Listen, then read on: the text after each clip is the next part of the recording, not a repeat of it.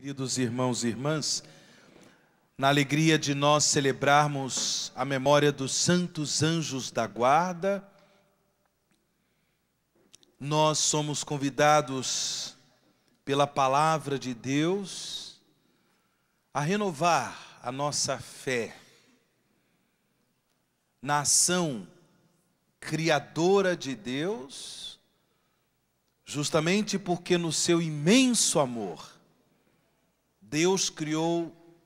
o céu, Deus criou a terra, e como nós professamos no credo, Deus criou as coisas visíveis e invisíveis. Nós não acreditamos apenas na existência de coisas físicas, de coisas materiais, de coisas que são comprovadas pelas ciências humanas. Mas nós acreditamos na existência de um mundo espiritual, que a fé, o dom do Espírito Santo, nos concede acreditar. A revelação bíblica, as sagradas escrituras e também a tradição da igreja nos confirmam a existência desses espíritos celestes, chamados anjos, que foram criados por Deus, em primeiro lugar, para participar eternamente do louvor e da glória do próprio Deus. Até porque todas as coisas foram criadas para o louvor e a glória de Deus. Todas as coisas foram criadas para que cada qual participe, cada realidade criada por Deus participe do mistério do seu amor, do mistério da sua glória, do mistério da vida do próprio Deus. Os anjos existem em primeiro lugar para isso. Foram criados por Deus como espíritos celestes para participar do louvor e da glória de Deus. Mas as Sagradas Escrituras e a tradição da igreja nos confirmam ainda que eles estão, os anjos, a serviço do projeto, a serviço dos desígnios, a serviço do reino de Deus. Como nós ouvimos neste evangelho que há pouco proclamamos, esse trecho do capítulo 18 do evangelista Mateus, os anjos foram colocados por Deus para a proteção dos homens, para a proteção de toda e qualquer pessoa humana, para a proteção dos pequeninos do reino de Deus. Nós também ouvimos na primeira leitura, esse trecho do livro do Êxodo, os anjos que recebem de Deus esta missão de ir à frente do povo do Senhor, de guardar o povo de Deus pelo caminho, de conduzir o povo de Deus ao lugar preparado pelo Senhor. E é interessante que o próprio Deus pede a seu povo docilidade, a estes mensageiros de Deus, docilidade, a estes protetores enviados por Deus. Com que objetivo? Que eles nos protejam durante a nossa caminhada, para que nós possamos, como filhos e filhas de Deus, viver segundo os desígnios da salvação,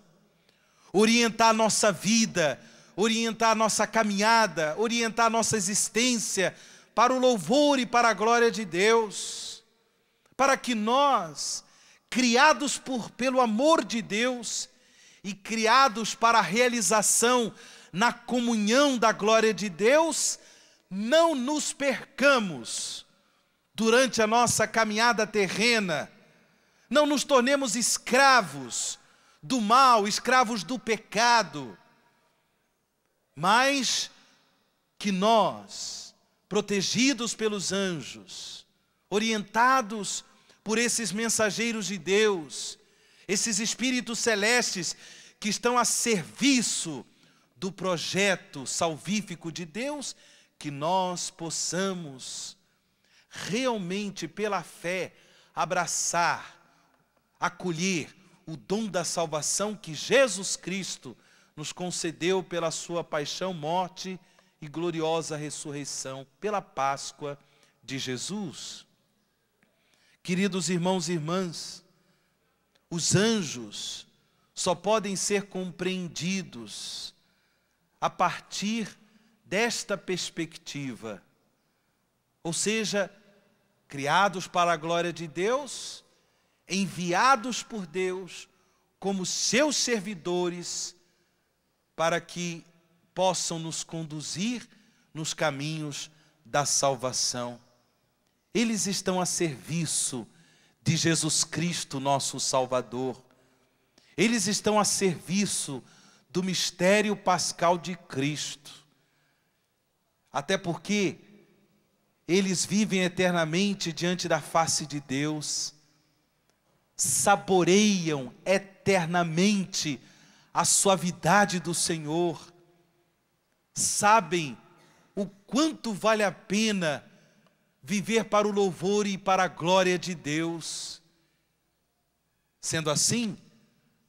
a nós, que fomos criados à imagem e semelhança de Deus, a nós, que fomos criados para a glória de Deus, eles vêm e se tornam nossos companheiros de caminhada, justamente para que nós sejamos ajudados,